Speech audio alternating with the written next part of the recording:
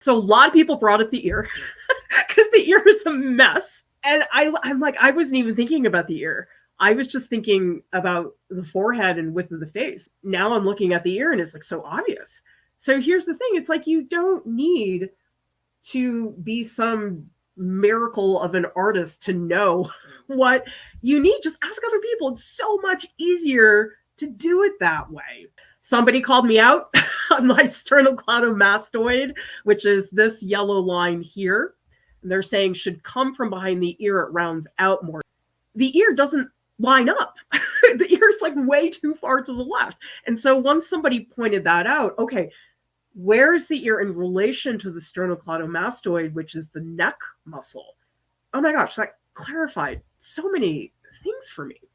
I really like this comment from Cardinals, who said, maybe add some highlights to his beard on the right, so the viewer's left side, that will widen his face like you want. So this is an interesting take because a lot of us would think, oh, if you want to widen the face, okay, just take this part and widen it. But this person's saying, well, actually, to create that effect, maybe if you adjust this thing, it will create the illusion of things looking wider. So that's another thing. Is sometimes I'll be struggling, let's say with the ear, and I'm like, oh, it's the ear. The ear is definitely the issue.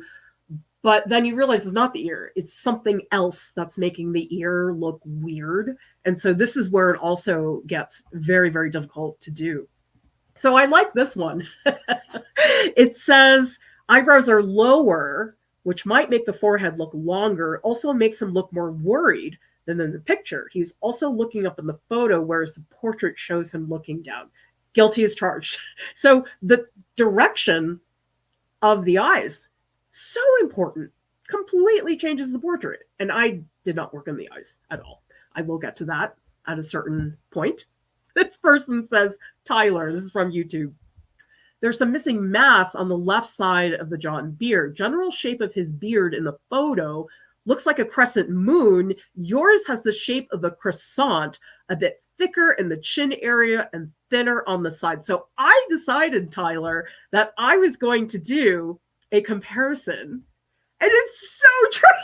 It's so good. Isn't this amazing? Like it just totally crystallizes things. And he's so correct about how in my version, the croissant, it is too bushy at the bottom of the beard. So thank you so much, Tyler. That was just so well said, really crystallizes things. And so that's an example that you don't need to have all those fancy words and everything when this just totally made sense to me immediately.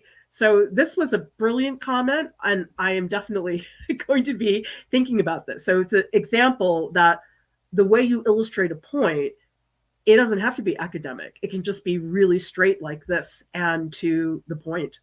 It says you opened yourself up to lots of different opinions. Don't listen to them all. Listen to the one you respect the most. I do think the comment about lowering the ear would fix it all. Great job, by the way.